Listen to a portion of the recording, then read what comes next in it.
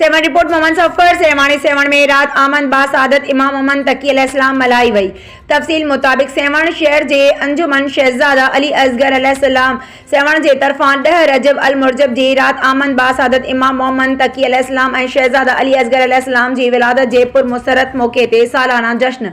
बाबुल हवाए शहजादा अली असगर शायान ऐं शान तरीक़े सां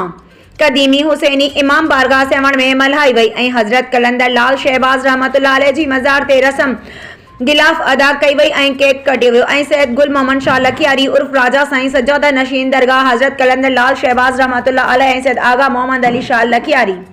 जिन अदा कई। हिन जश्न जी तकरीब में सेवण जे केतरनि ई मोमिननि वॾे अंग में शिरकत कई जॾहिं त हिन जश्न जी तकरीब में सेवण जे मरकज़ी इमाम बारगाह खां सैयदनि मोमिननि ऐं शहरिन हिक रैली कढी हज़रत कलंदर लाल शहबाज रहमतुल्लाह अलैह जी मज़ार ते कदीमी अलम पाक जी गेट खां थींदे दरगाह ते हाज़िरी भरी। दरगाह ते गिलाफ चादर चाढ़ी वई जंहिंमें अंजुमन शहजादे अली असगर सेवण जे केतरनि ई उहिदेदारनि ऐं मेंबरनि खां सवाइ सेवण शहर जे मौजूदीन ऐं सेवण शहर जे रहवासियुनि शिरकत कई।